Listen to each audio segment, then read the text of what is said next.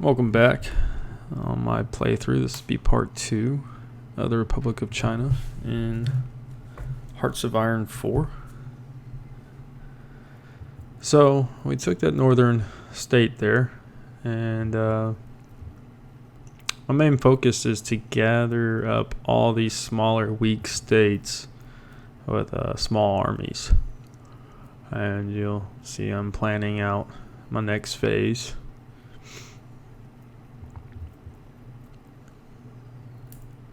The first part of this is pretty simple and straightforward. Not much is going on. Japan hasn't declared war yet on mainland China there. I want to try to get as much land as I can before that happens. And then that's when I want to attack China itself while it's at war with Japan. Because right now they are bigger than me, and they're going to be bigger than me even when I attack them. But with them being preoccupied with Japan, is definitely going to help me gain a lot of territory. Again, I do have this going at a lot faster pace here, just because of the length of this video. Here we're just declaring war on the next one. I'm not going to try to pronounce any of these names of these countries I'm taking over. I don't want to butcher them. And I'm not gathering, like I said, I'm not gathering a lot, but you can tell by just me gathering or just getting that northern province there, I gained another 1 million in population, a recruitable population there, which definitely is going to come in handy. And it's playing Republic of China, you have like no technology whatsoever. You have no research done whatsoever. And the strategy I'm going for here is just mass producing of divisions. Nothing special. I'm not using any artillery or anything. I'm just going to go by sheer numbers on this battle plan for the majority of my strategy. Later, when the United States and everyone else gets involved, there will come a point with building a Navy and Air Force and all those things to kind of help heed those guys from taking over.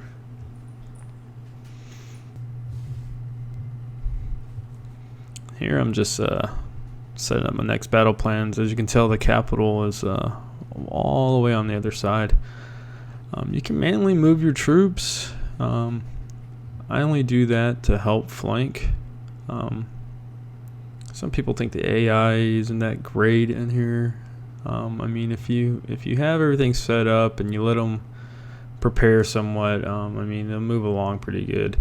If you're not making any headway against an army, it normally means you're just outnumbered or outgeared compared to them. And there's not much you're going to be able to do to get past them besides trying to do some flanking.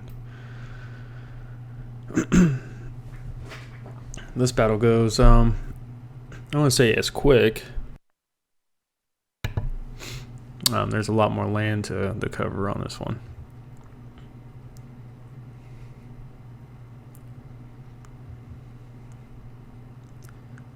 But you'll see as when I'm moving along here, I'm getting more military factories, more civilian factories too.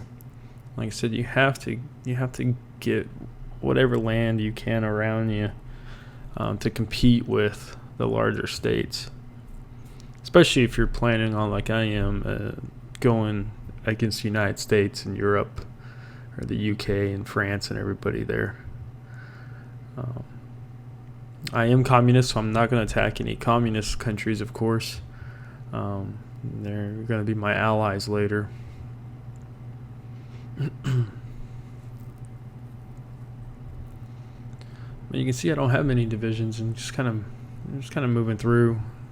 This is where you can rush it through by manually moving your troops when there's no defenses really.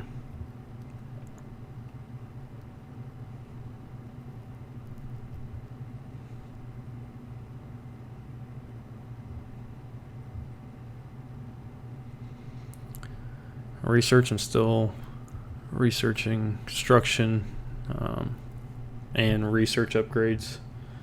They definitely come in handy to move things along.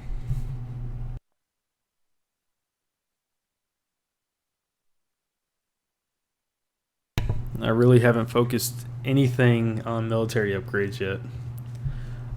It's actually a while before I even mess with that.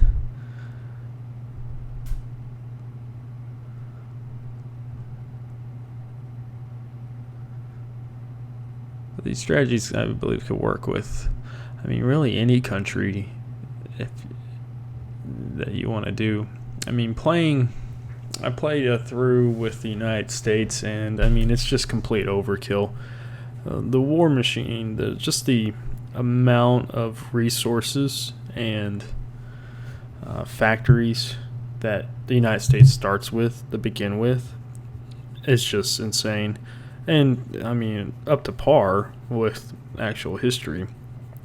And even later in this playthrough, when the U.S. does get involved, it gets quite difficult to hold them at bay. With them, the UK, France, they just the amount of troops, well organized, well equipped troops that they send over. And that's where the game gets really hard.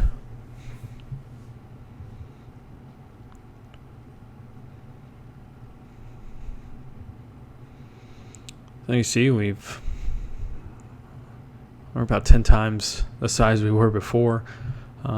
We got over 2 million in recruitable population now.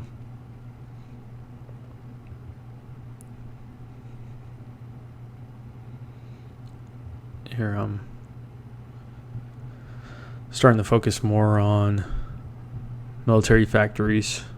Like I said, civilian factories are great when you have a lot of them to make military factories, but I mean, we don't have much time to get this military built up, and that will come later, especially with us taking things over. And here you can see I'm getting ready to declare war on China. I believe at this point, yes, they are. Japan's already involved, and you can see them up in the top right.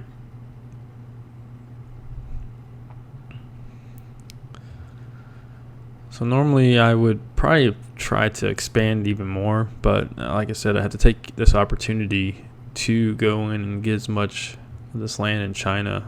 And there's just a huge amount of population involved in taking over as much of China as I can.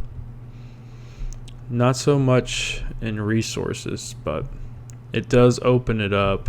Everything south of China is full of resources, like rubber and steel.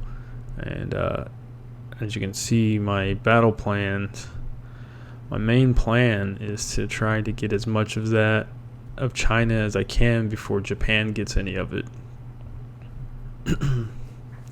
I also want to try to take the capital myself, so I get more victory points than Japan, so that when the bidding starts going on at the peace conference, I can get as much land as possible.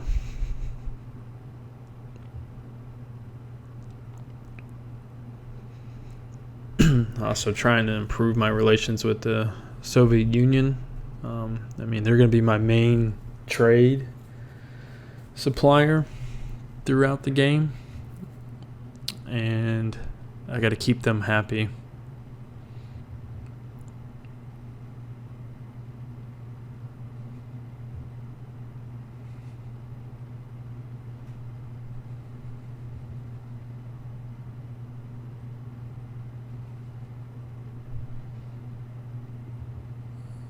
Just waiting to be able to declare war on China here. I think this is going to be a good stopping point on this video, and